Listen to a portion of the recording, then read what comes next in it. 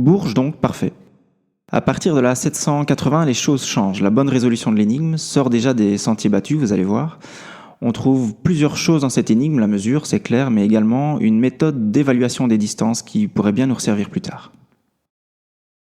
Énigme 780, premier pas. C'est l'évidence qui frappe d'emblée en 780. Toute l'énigme est construite sur une opposition. L'aube naissante en 530 n'est déjà plus qu'un lointain souvenir. Le soleil se lève, il faut se mettre en route et choisir entre deux directions au départ de Bourges, vraisemblablement le nord ou le sud. Le texte affirme que l'on voudra par le cocher, mais que l'on doit par le pied. Il faudrait donc assez logiquement suivre le piéton. Le cocher semble avoir le visage grosso modo tourné vers le nord. Le piéton, quant à lui, paraît faire face et être orienté dans la direction sud, indiquée par la boussole. Boussole et pied sont associés dans une même phrase, qui nous enjoint de les choisir. Tout concorde. Nous suivrons donc le piéton. Mais cette déduction reste évidemment très vague. Faut-il prendre strictement vers le sud, et sur quelle distance ? Je note que la première phrase ne dit pas « voudrait », mais bien « voudra ». Comme en 530, l'auteur semble induire une notion de temporalité différenciée. En temps utile, il nous faudra peut-être comprendre où se rend le cocher. Nous voudrons peut-être aller vers le nord. J'éprouve en tout cas des difficultés à considérer que la direction sud est la seule chose à trouver dans cette énigme. D'ailleurs, à triturer quelque peu la 780, on réalise bientôt à l'aide d'une bonne vieille formule mathématique que le périmètre de la boussole donne une valeur de 33 cm. Ce ne peut être un hasard. Dans certaines énigmes ultérieures, nous verrons qu'il faut utiliser une mesure. Or, le pied fut une des mesures les plus utilisées par l'humanité depuis qu'elle est en âge d'additionner et de marcher. Et l'énigme 780 évoque explicitement la boussole et le pied. De fait, la boussole fournit tout simplement la mesure du pied par le calcul de son diamètre. 33 est donc un nombre à conserver précieusement dans notre besace. Mais pour l'heure, rien ne nous indique que nous devons utiliser cette potentielle mesure. Un élément de l'énigme confirme-t-il la validité de la découverte du nombre 33 ? Oui, et c'est d'importance d'un point de vue méthodologique. Les 33 lettres qui composent justement la phrase « mets où tu dois par la boussole et le pied ». 33 lettres. C'est peut-être une heureuse coïncidence, mais je constate avec grand intérêt que le nombre de lettres d'un ensemble de mots confirme potentiellement une solution chiffrée. Si je ne me trompe pas, cette énigme commence à prendre un peu d'épaisseur. Nous disposons d'un nombre et d'une possible validation par quantité de lettres. Continuons à déduire sur cette base. Il me paraît tentant de chercher un point de chute géographique dans cette énigme, puisque la 530 nous a déjà fourni un point de départ précis. Vers où peut nous mener ce premier pas ? L'auteur a-t-il codé un lieu, une méthode ? Pour trouver une destination, nous avons besoin de deux éléments, en plus d'un point de départ, une distance et une orientation. En termes de distance, nous ne possédons pour l'heure aucun moyen clair d'en calculer une sur une éventuelle carte dont nous ne possédons par ailleurs pas l'échelle. Cependant, nous pouvons considérer que la plupart des cartes de France utilisent une échelle au millionième. Partons là-dessus. Nous venons de voir que Max utilise potentiellement un groupe de mots et de lettres pour coder des valeurs chiffrées. Quelle locution pourrait en l'occurrence fournir la distance qui nous conduit en direction du sud ? En toute logique, par la boussole et le pied, qui fait 21 lettres, ou alors la boussole et le pied, qui fait 18 lettres. Gardons ces deux hypothèses au chaud. Sur une carte au millionième, cela donnerait une distance de 18 ou 21 cm si les distances réelles à prendre en compte étaient respectivement de 180 ou 210 km. Pour trouver la direction, regardons à nouveau le visuel, et plus particulièrement la moitié sud de la boussole. Un élément peut-il nous aider ? Quelque chose attire en tout cas mon attention. La ligne de la joue du cheval, à l'endroit où elle croise le bord extérieur de la boussole, direction sud-sud-est. Regardez l'ovale rouge sur le schéma.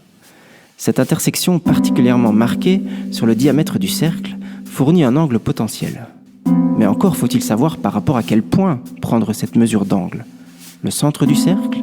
Le bord gauche de l'aiguille, d'où semble partir une pétouille jaunâtre ? Ces deux hypothèses sont matérialisées sur le dessin par les traits pointillés. Nous travaillons donc sur deux hypothèses de distance, 180 km et 210 km.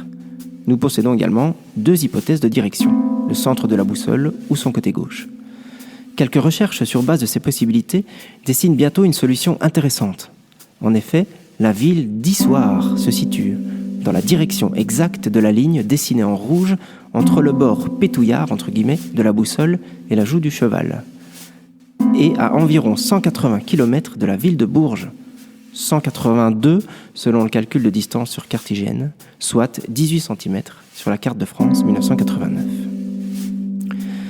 Il apparaît donc, selon cette lecture de l'énigme, que Max a marqué discrètement à la fois le diamètre de la boussole et le bord gauche, selon la perspective de l'image, du centre de la boussole, pétouille, pour nous souffler une direction. À travers le groupe nominal, la boussole et le pied, il a en outre codé le nombre 18, qui fournit une distance de 18 cm sur la carte Michelin 989. C'est précisément à cette distance de Bourges et selon cette direction que se trouve la ville d'Issoire.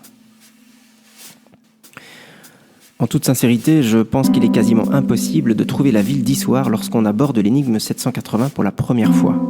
D'ailleurs, nous verrons en résolvant la 470, la suivante sur la liste, que nous n'avons pas besoin en fait d'une destination précise en 780 pour nous en sortir.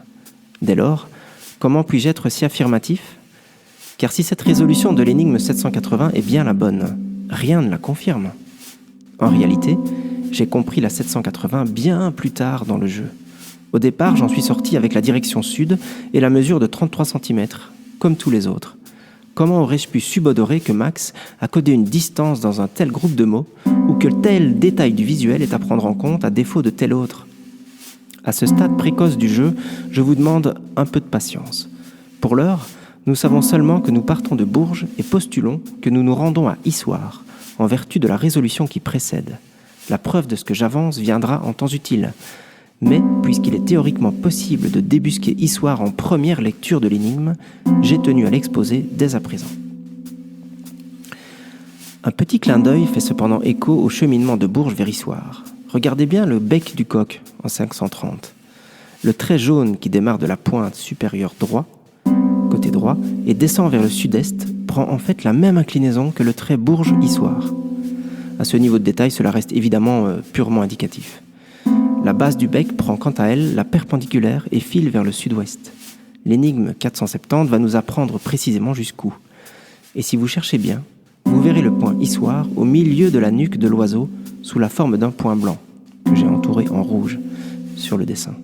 Ce point est correctement orienté par rapport à l'œil berruyer, soit l'œil de Bourges, l'ouverture. 2 questions tournoient comme des vautours au-dessus de cette énigme. D'abord, la rosse. Pourquoi écrire la rosse alors que 2 chevaux tirent la carriole ? Simple licence littéraire pour l'auteur qui évoque ensuite le cocher, la boussole et le pied au singulier ? Non.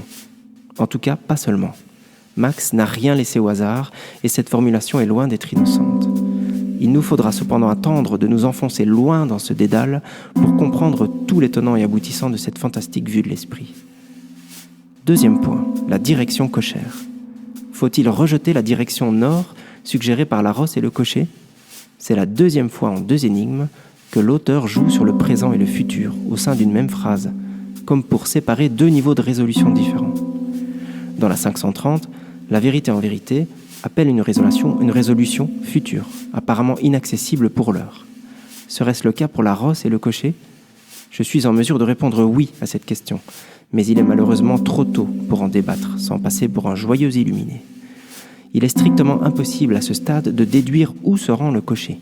Et pourtant, la réponse à cette question constitue un des plus beaux moments de cette chasse, et à mon sens, un des plus grands coups de génie de Max Valentin. À l'heure encore lointaine d'aborder la zone, cette question trouvera sa royale réponse. Quant à nous, rendez-vous en 470. J'arrive enfin, ma belle, de ma rive à la tienne, que de dérives vaines, fardées de sentinelles, aux ombres trop lascives, aux ombres trop lascives. Je viens enfin, ma belle, de ta terre à la mienne, monte à la lune pleine des plaintes éternelles, que l'absence ravive, que l'absence ravive.